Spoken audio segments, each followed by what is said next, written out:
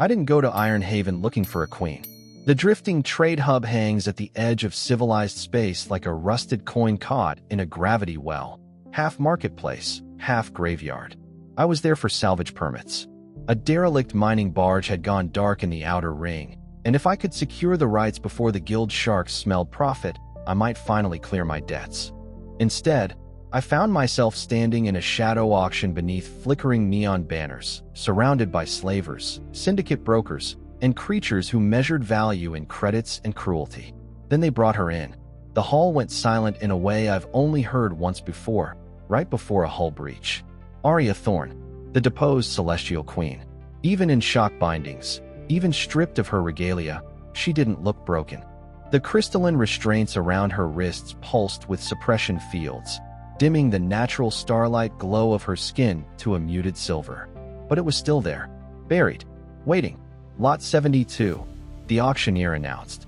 Former sovereign of the celestial dominion. Title void. Bloodline condemned. Starting bid, 50,000 credits. Murmurs rippled through the crowd. A fallen queen was a rare commodity. Bidding climbed fast. 60, 75, 90. I don't remember deciding to raise my hand.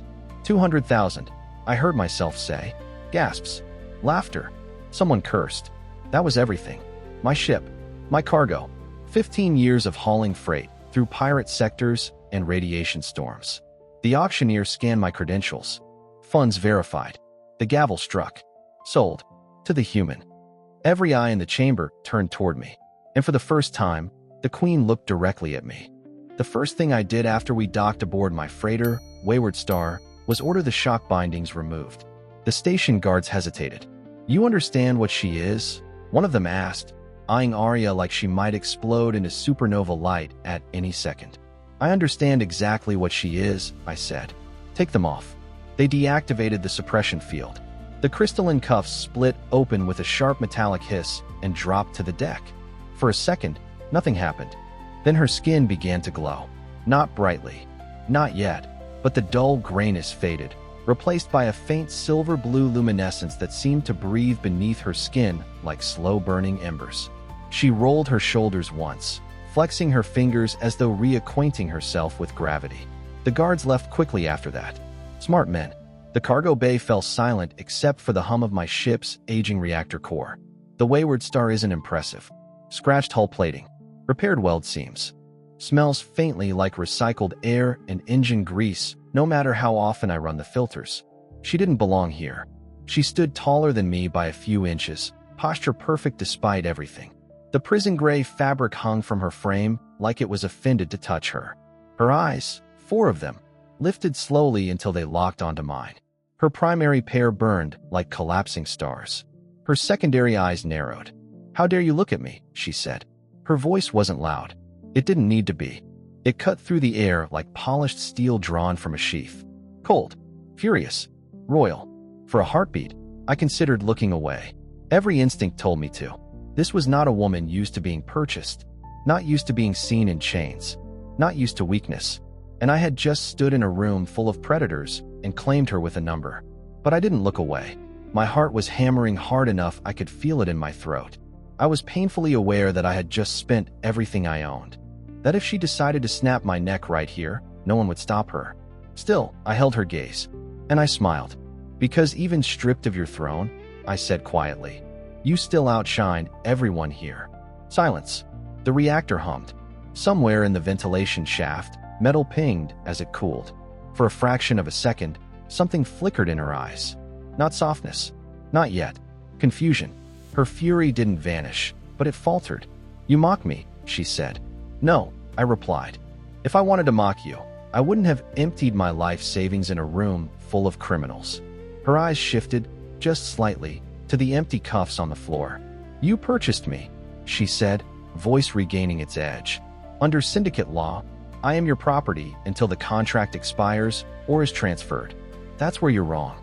I pulled my tablet from my jacket and brought up the contract file. I had already modified it while the station processed the payment. You weren't bought for service, I said. You were bought for release. I tapped the screen and rotated it so she could see. Her status field blinked. Transfer of ownership, voided. Legal designation, Protected passenger. Debt obligation, 0. She stared at it. Then at me. You altered the contract, she said slowly. Rewrote it, I corrected. Perfectly legal. Salvage purchase converted to emancipation clause under Colonial Free Transit Statute 88. She didn't speak.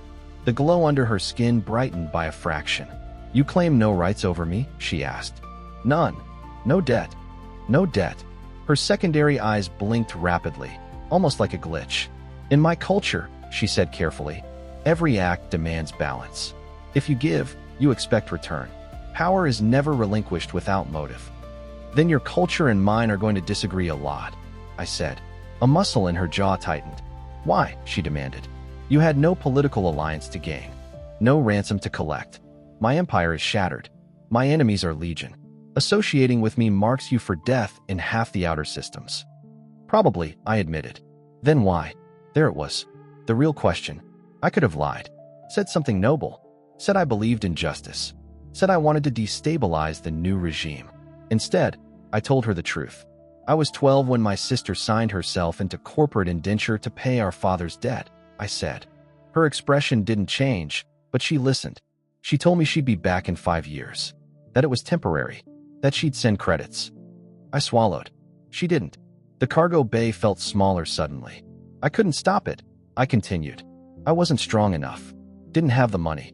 Didn't have the power. I looked at her wrists where the restraints had been. But today I did. She stared at me in absolute stillness. The fury in her eyes had shifted. Not gone. Changed. You equate me to a child sold into servitude, she asked. No, I said gently. I equate you to someone who didn't deserve chains. Silence stretched between us. She stepped forward. I didn't move. Up close, her presence was overwhelming. Not just physical height, but gravity. Like standing near a star's event horizon. You are either dangerously naive, she said softly, or something far more reckless. Probably reckless, I admitted. Her gaze searched my face as if trying to peel away layers. You understand, she continued, that by voiding my contract you have forfeited legal protection. If I leave this ship and claim asylum, the syndicate may come for restitution. I understand. And if I remain, I bring hunters, assassins, political consequences your species is ill-equipped to navigate. I figured that part out too. Her primary eyes narrowed again. You are not afraid. Oh, I'm terrified, I said honestly. I just decided that wasn't going to change what I did. That flicker again. Something inside her armor shifted. Not surrender. Not gratitude. Recognition. You spent everything, she said quietly. Yeah. For a stranger. I shook my head. You weren't a stranger. Her brows drew together. I saw the way you stood in that auction, I explained. You were surrounded by people who saw you as currency, and you still held yourself like you were untouchable. I met her gaze again. That's not something you can fake. The glow beneath her skin pulsed faintly brighter. She turned away from me abruptly and walked toward the cargo bay viewport. Stars drifted slowly beyond the reinforced glass. I should leave, she said. You can. I have no house. No fleet. My name is a death sentence. I know. Then why? She asked without turning. Do you keep offering me choices? Because no one offered my sister one. Because I'm tired of watching the universe take and never give back. Because when you looked at me in that auction hall, you didn't look broken, you looked furious. But what I said was simpler. Because you deserve one. She stood very still for a long moment. When she finally turned back toward me, the rage was gone. Not replaced with warmth. Replaced with something far more dangerous. Curiosity. You are a strange human, Ryan Hale, she said. Yeah, I said. I get that a lot. Her eyes lingered on mine. And for the first time since I'd seen her in chains, she didn't look at me like a threat. She looked at me like a question. And I had the feeling my answer had just changed the course of both our lives. If you've watched this far, then this story is really interesting to you. Please confirm it by clicking like under this video. It doesn't cost you anything, but it will help me understand what story to publish for you next. Write in the comments who the alien woman in this story looks like, and who you would like to see in the next one. Let's move on. The next morning aboard the Wayward Star, I half expected to wake up with a blade at my throat. Old habits die hard. Instead, I woke to the smell of overheated circuitry and the faint hum of someone recalibrating my navigation console. I sat up fast. Aria stood in the cockpit, silver blue light faintly outlining her silhouette against the starfield beyond the forward viewport. She had replaced the prison gray fabric with one of my spare ship jackets. It swallowed her shoulders, but somehow she still made it look like ceremonial attire. "You're in my flight system," I said, rubbing sleep from my eyes. "You fly with outdated predictive matrices," she replied without looking at me. "Your drift compensation is inefficient. That inefficient system has kept me alive for 15 years. It has also wasted fuel." I leaned against the doorway, watching her fingers glide over the holographic display. Her movements were precise, elegant, controlled. A queen, even in exile. "You're free to leave at the next port," I said. She paused. "You repeat that often," she said. "I want to be clear." She turned slowly to face me. "In my world," she said carefully, "freedom is rarely given without hidden cost. Good thing you're not in your world." Her eyes studied me again, that searching look that made me feel like she was measuring something I couldn't see. "You truly claim no authority over me?" she asked. "None. Even though the Colonial Contract Registry still lists you as primary purchaser?" "I filed the amendment," I said. "Protected passenger status. It updates system-wide within 48 standard hours." "And if I were to walk out now," she pressed, "I'd make sure you had transport and enough credits to get somewhere safe." Her secondary eyes blinked once. "Safe?" she repeated, as though testing the word. "Yes. You are aware that there is no safe place for me." "There's always somewhere," I said. "Might not be perfect, but it exists." She stepped closer. "You are offering assistance without obligation," she said. "Without alliance oath. Without binding contract." "Correct. That is not how power functions. I'm not interested in power." Her gaze sharpened. "That is a lie." I raised an eyebrow. "Everyone is interested in power," she continued. "Power to control environment. Power to influence survival. Power to secure future outcomes." "Fine," I admitted. "I'm interested in the power to choose who I become." That made her hesitate. "You speak as though that is rare." "It is." Silence settled between us. Outside the viewport, Iron Haven drifted smaller behind us as we eased into open space. I had already cleared departure. "You could command this vessel," she said suddenly. "What?" "You are aware that by most interstellar standards, I outrank you genetically, politically, and militarily." "I figured that." "You would follow." "I would not." Her eyes flashed faintly brighter. "You are certain?" "Yes." She folded her hands behind her back. "In the Celestial Dominion, hierarchy is law. The higher-born command. The lesser obey. Bonds are transactional. Loyalty is enforced." "Sounds exhausting." "It is stable," she corrected. "It also ended with you in chains." That landed.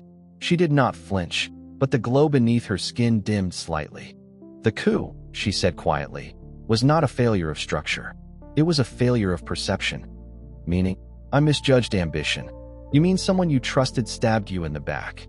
Her gaze hardened. "Yes." We stood there in the cramped cockpit of my freighter, queen and cargo pilot. Two species that by all rights should never have intersected. "Why didn't you fight harder?"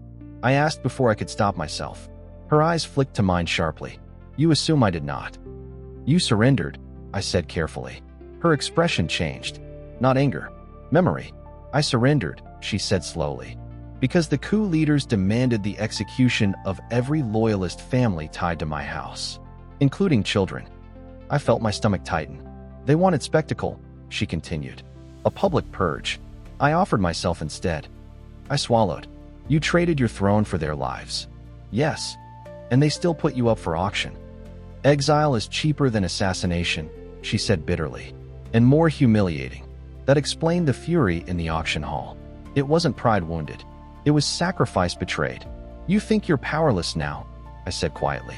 "I am." "No." Her gaze snapped back to me. "You still make choices," I continued. "That means you still have power. That is a human definition." "Yeah, it is." She stepped away and moved toward the central corridor of the ship. "You are naive," she said. "Probably. You believe intent outweighs structure. I believe people do." She stopped walking. "And what of those who do not?"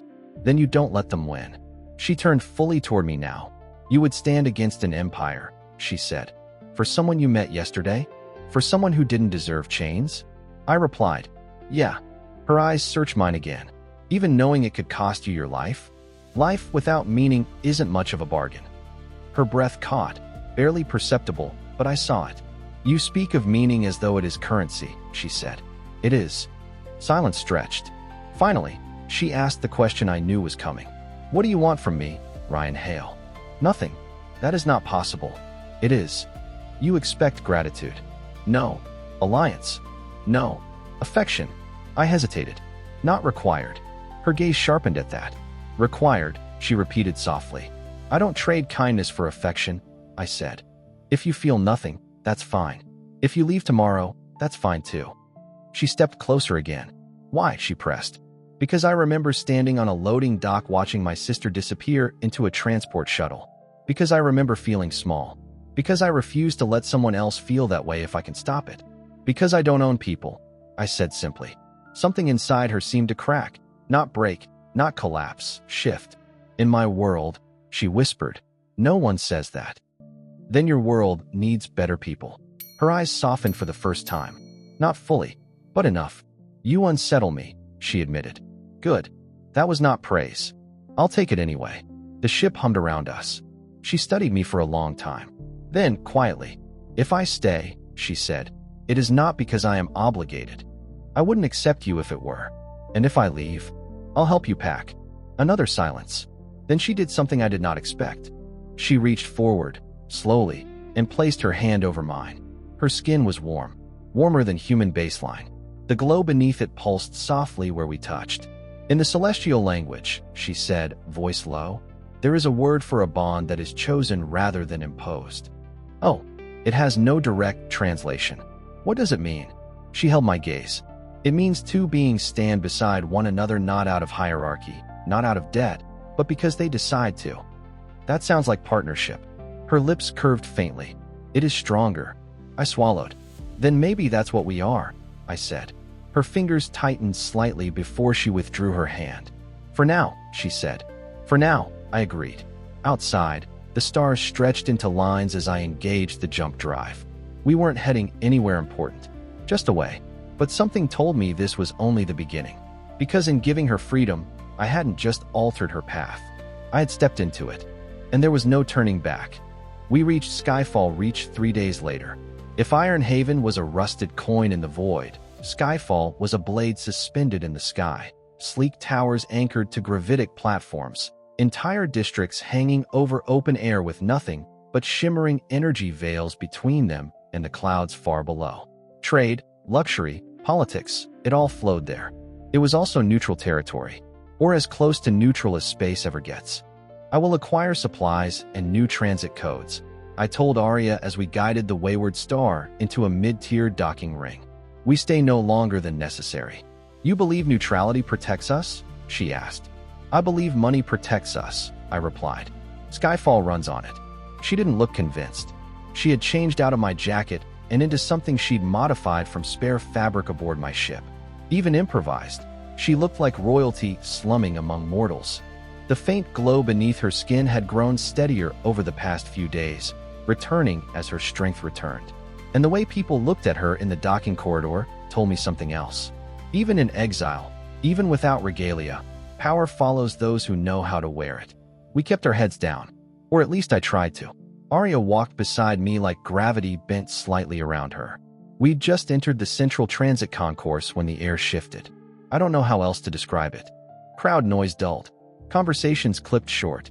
And I felt it, that instinctive tightening at the base of my spine that had kept me alive in pirate sectors. We're being watched, I muttered. Yes, Aria said calmly. We are. A figure stepped into our path. Tall, angular, armor woven with ceremonial plating that caught the station lights and reflected them in sharp metallic flares. A Valkyrie, not civilian, not merchant.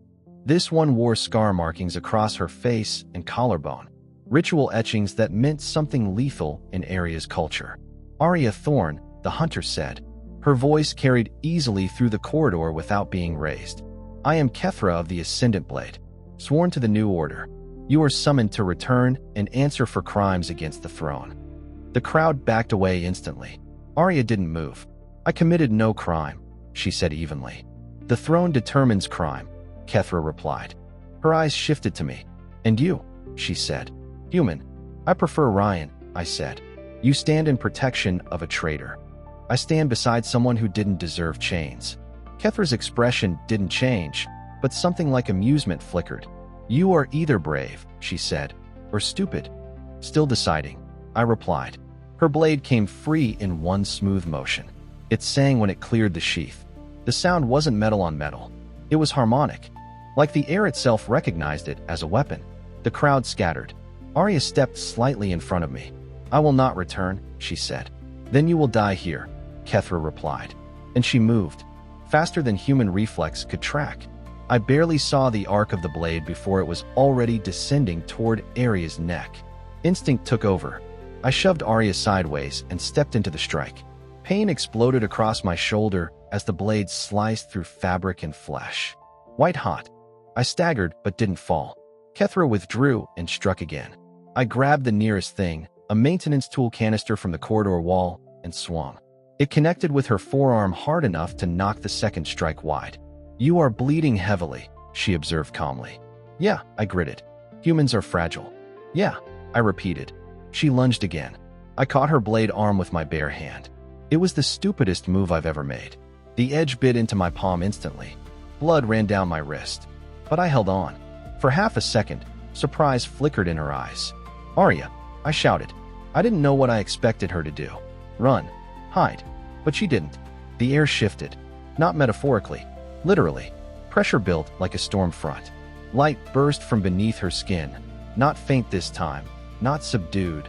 Brilliant silver-blue radiance flaring outward in a wave. Kethra hesitated. Just long enough.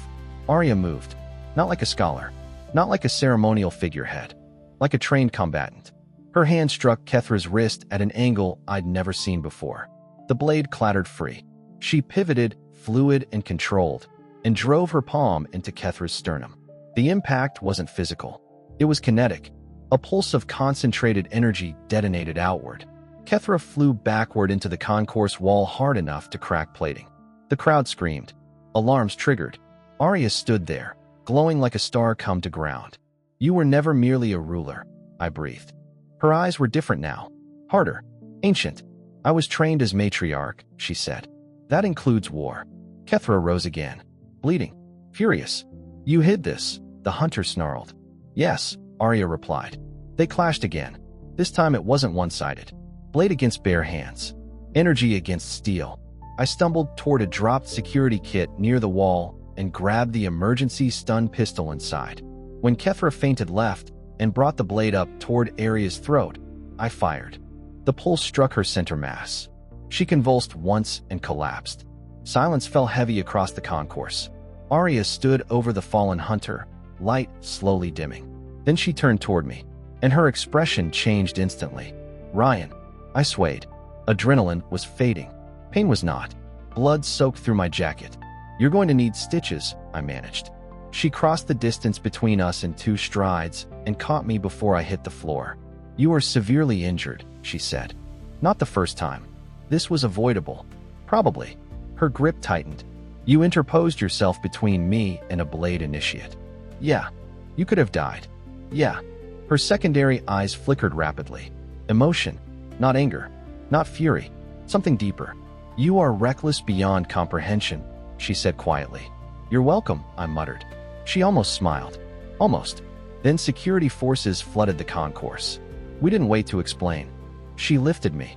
Actually lifted me, and moved through the dispersing crowd with controlled urgency. Back to the ship. Back to relative safety. The Wayward Star sealed behind us, just as external scanners began flagging incoming inquiries. Inside the cargo bay, she lowered me carefully. Medkit, I said. I have it. Her hands were steady as she cut away fabric and assessed the damage. You should not have done that, she said again. I wasn't going to let her take you. Why? She demanded. Because, I said through clenched teeth, you matter. Her hands paused. The words hung in the air between us. Not strategic. Not political. Personal. I am a liability, she said. You're a person. In my world, that distinction is irrelevant. In mine, it's everything. She finished sealing the wound across my shoulder with precise movements. Then she took my injured hand and studied the deep cut across my palm. You nearly severed tendon, she said softly. still attached. Her fingers brushed my skin as she worked. Warm. Careful. You would die for me, she said. I met her eyes. It's not about dying for you, I replied. It's about not letting someone take you. Silence. The hum of the ship wrapped around us. Her gaze searched mine, not as a queen assessing a subject, not as a ruler evaluating strategy, as a woman trying to understand something she'd never been taught. You changed the course of my exile, she said quietly. You changed mine too. How? Before that auction, I admitted, I was just surviving. And now I'm fighting for something. Her glow softened. And for the first time since Iron Haven, she didn't look at me like a question. She looked at me like an answer. We couldn't stay in the docking ring after that. Skyfall Reach might have been neutral, but neutral doesn't mean blind. Security footage would already be circulating. A Valkyrie blade initiate unconscious in a public concourse? That kind of thing attracts attention from governments and bounty hunters alike. So we ran. Not to open space. That would have made us easy to track, but down. Skyfall's beauty isn't its skyline. Its secrets are below. We descended through freight elevators into the industrial underlevels, where maintenance crews outnumber merchants and the air smells like coolant and ozone. Down there, power flickers. Cameras glitch. Questions cost extra. I leaned against the wall of an abandoned fabrication bay while Aria sealed the last of my wounds properly. You should have let me handle it alone, she said for the third time. And you should have warned me you could throw people across corridors with your mind. It is not my mind, she corrected automatically. It is controlled kinetic projection. Right? That. Her hands were steady, but there was tension in her jaw. You concealed your combat training, I said. I concealed many things. Like what? She paused before answering. I was never meant to be ceremonial. That got my attention. I thought you said you were trained as matriarch. I was, but not the way the public believed. She finished wrapping my shoulder and stepped back, folding her arms behind her back in that controlled, formal posture she defaulted to when emotions threatened to surface. In the celestial dominion, a ruler is both symbol and safeguard, she continued. The people saw ceremony. They did not see what was required to hold power, which was strategy, deception, combat. I studied her. So you weren't just a queen. No. What were you? Her eyes met mine. A contingency. The words sat heavy between us. I was trained to assume control in crisis, to survive assassination attempts, to eliminate threats quietly.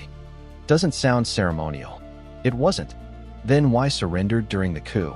Her gaze shifted slightly, just enough to tell me the question mattered. Because they anticipated resistance, she said. They prepared for it. If I fought publicly, they would have executed every loyalist family tied to my bloodline. They wanted spectacle. So you gave them yourself. Yes. To protect your people. She nodded once. But they still sold you. They needed legitimacy, she said bitterly. Exile appears merciful. Assassination breeds martyrs. An auction? I asked. Humiliation. Silence stretched. The industrial bay hummed around us. Broken machinery, distant mechanical clangs echoing through metal corridors. I thought you were just betrayed, I said. I was, she replied. But betrayal is rarely simple. I leaned my head back against the wall. I get that. Her eyes narrowed slightly. Explain. I hesitated. Then I said it. My sister didn't just sign indenture because of debt. Aria waited. She signed because she thought she was protecting me. Her expression shifted, subtle but present. Protecting you from what? Collectors, enforcement teams, corporate seizure of property. And she believed surrendering herself was the optimal solution. Yeah.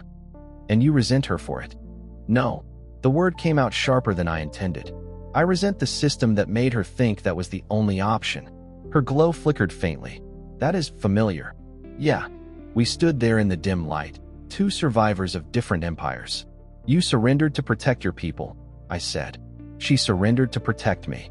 And you failed to stop it, Aria said gently. Yeah, I failed as well. You didn't. I lost my throne. You saved lives. Her secondary eyes blinked rapidly. Emotion, not fury, something closer to grief. In my culture, she said quietly, power equals worth. When I surrendered, I became lesser. In mine, I said, anyone who sacrifices for someone else is stronger than anyone sitting on a throne. She looked at me sharply. You believe that. I know it. Silence again. The hum of Skyfall's lower grids vibrated through the metal floor. I misjudged you, she said. Yeah? I believed you reckless, impulsive, driven by misplaced sentiment. And now I believe you are driven by something far more dangerous. What's that? She stepped closer. Conviction. The word hung between us. Conviction makes individuals unpredictable, she continued. It destabilizes hierarchies. Good. Her lips twitched faintly. You truly are a disruptive element. I've been called worse. Her gaze softened again, not entirely, but enough that the tension between us shifted. You risked your life without hesitation, she said. I wasn't thinking. That is not entirely true. I frowned. What do you mean? You did not calculate odds, she said. You did not consider outcome. You moved because the idea of harm coming to me was unacceptable. I opened my mouth to argue. Stopped. She was right. I don't like watching people get taken, I admitted. You see me as someone being taken. I see you as someone who was. She exhaled slowly. In the Dominion, she said, no one intervenes without agenda. Then welcome to human nonsense. She studied me for a long moment. You continue to offer me choice, she said. Yeah, even now. Especially now. She moved to the edge of the broken window panel overlooking the industrial corridor.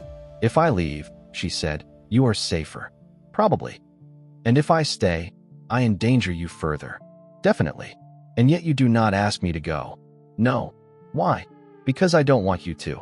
There it was. Simple. Honest. Unstrategic. Her breath caught. Barely perceptible, but I saw it. You do not speak like a man seeking alliance, she said. I'm not. Then what are you seeking? I didn't answer immediately.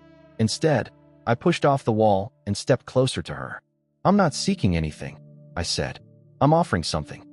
What? A place beside me. Her eyes widened fractionally. Beside, she repeated.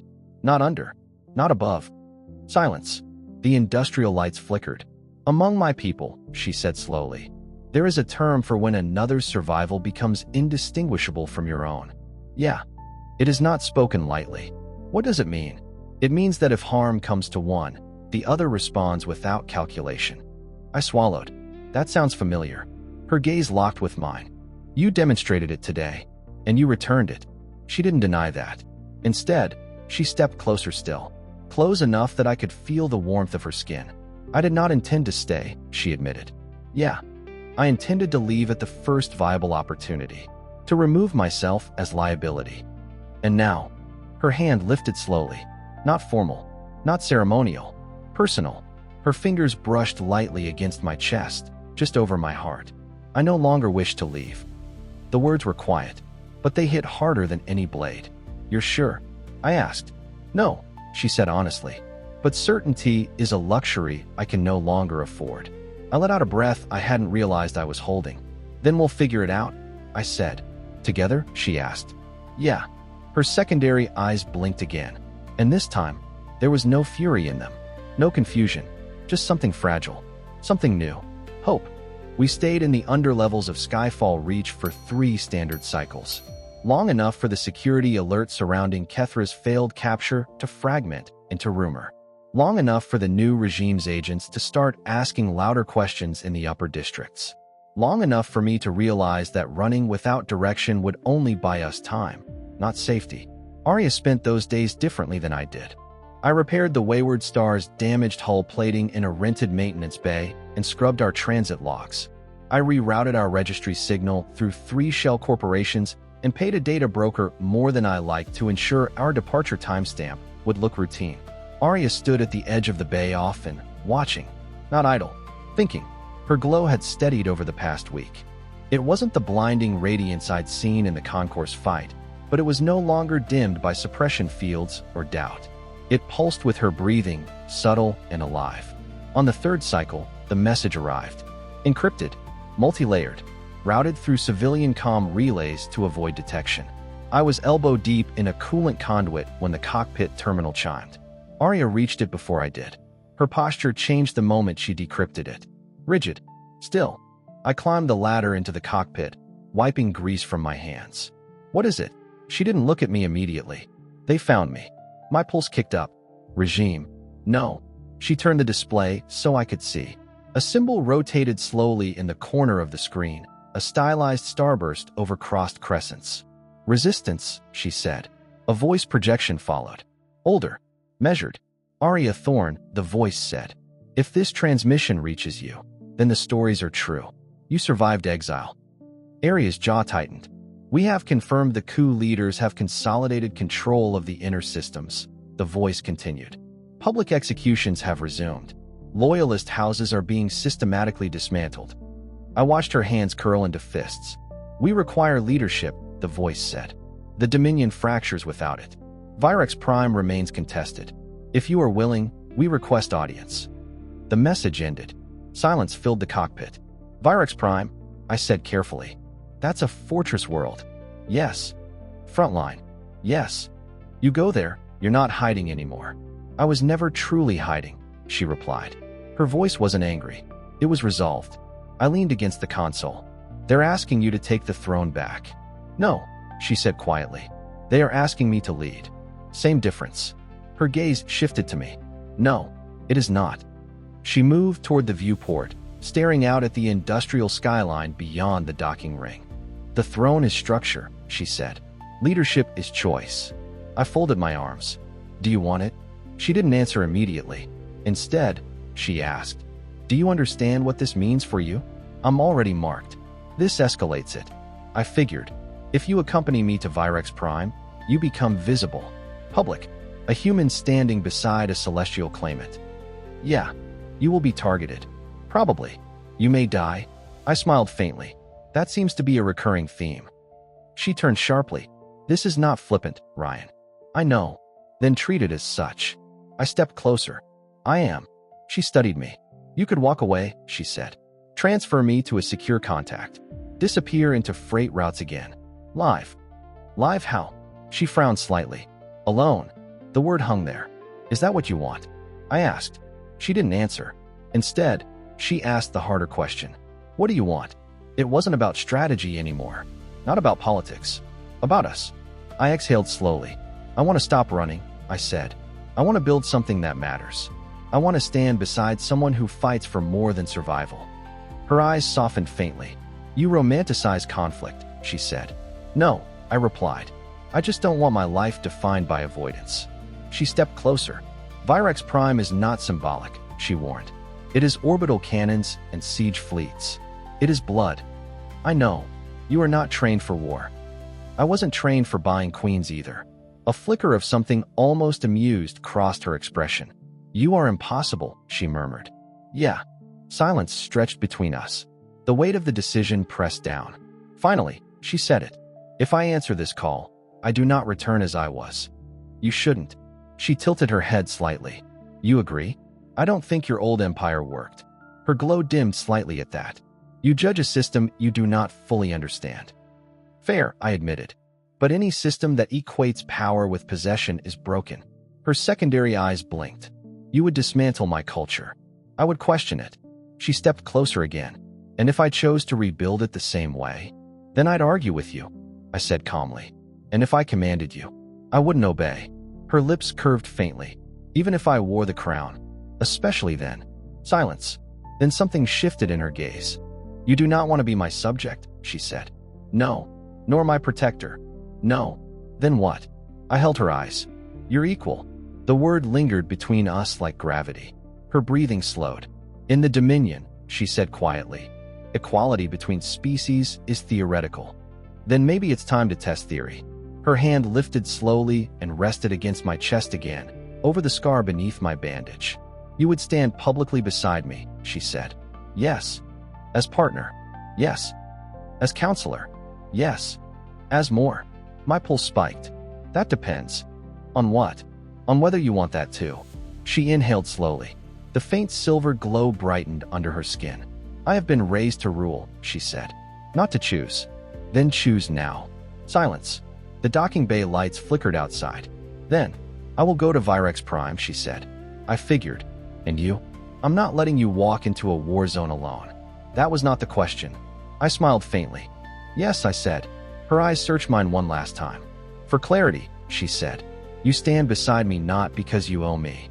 Not because you seek advantage. No. But because you choose me. Yes. The word felt heavier than any contract. Her glow intensified slightly. Then I accept, she said. Accept what? Your place beside me. She stepped back toward the console and activated the transmission return channel. Resistance command, she said clearly. This is Aria Thorne. I will come to Virex Prime. She paused. I will not come alone. I stepped beside her. She did not correct my position. She did not step ahead. We stood shoulder to shoulder. Prepare your defenses, she continued. We are not reclaiming a throne. Her eyes flicked to mine. We are building something new. The channel closed. The cockpit hummed with quiet energy. War. Open rebellion. No more hiding. You realize, I said softly. There's no going back to freight hauling after this. She looked at me. I know. And you're okay with that? She stepped closer. I am terrified, she admitted. Good. That is not encouragement. It means you care. She exhaled slowly. Ryan. Yeah. When I first saw you in that auction hall, I believed you reckless. I was. When you told me I outshone the room, I thought you mocking. I wasn't. When you bled for me in Skyfall Reach, I thought you foolish. Still might be. Her hand slid into mine. Warm. Steady. Now, she said quietly. I believe you are the first person who has ever stood beside me without seeking to stand above me.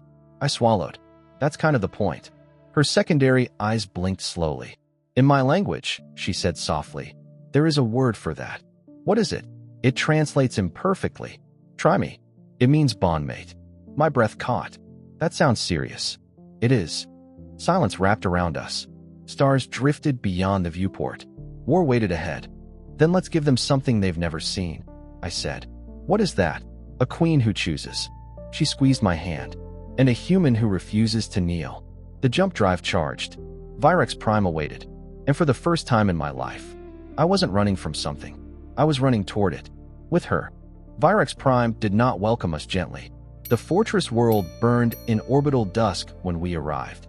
Defense platforms drifting like armored halos around a scarred planet. Resistance ships moved in tight formation. Mismatched fleets held together by desperation and belief. Word spread fast once we docked. The deposed queen had returned, and she had brought a human. They gathered in the command atrium, survivors of purged houses, defected officers, civilians who had lost everything under the new regime. I stood slightly behind Aria at first out of instinct. She noticed. Without looking at me, she reached back and took my hand. Not for support, not for balance, for statement. Murmurs rippled across the chamber. Aria stepped forward, silver blue radiance steady and unhidden. I did not return to reclaim a throne, she began.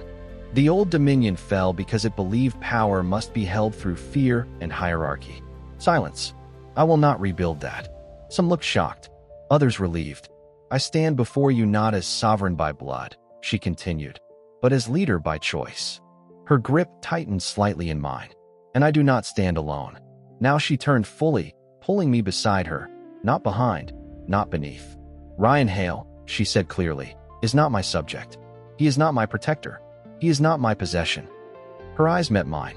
He is my equal. The chamber stilled. In exile, she continued, I learned that strength is not domination. Loyalty is not enforced. Bonds are not chains. Her voice softened, just slightly. They are chosen. She faced them again. If you follow me, you do so freely. If we build something new, it will not mirror what destroyed us. A long silence followed. Then, slowly, one by one, figures in the chamber lowered themselves, not in submission, but in acknowledgement.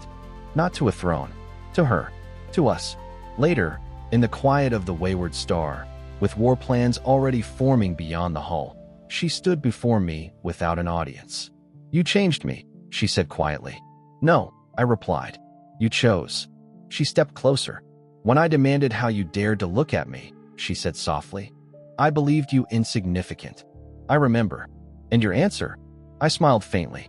Made you change your mind? Her lips curved, fully this time. Yes. She reached up, fingers brushing my jaw. You saw me when I was stripped of everything, she whispered. Not title, not power. Me. Yeah. And now, she said, resting her forehead against mine, I choose you. Outside, fleets prepared for rebellion. Inside, in the narrow cabin of a patched-up freighter, A queen who had once been sold stood with a man who had once been powerless. No chains, no contracts, just choice. "I love you," she said, carefully, like the words were new. I exhaled softly. "I love you too." War would come. Empires would shift. But whatever burned across the stars next, we would face it the way we began, side by side. Thank you for listening to this story to the end. Don't forget to like and subscribe. Write in the comments what moment in this story impressed you the most. And also check out the other videos that just appeared on your screen. See you in the next video.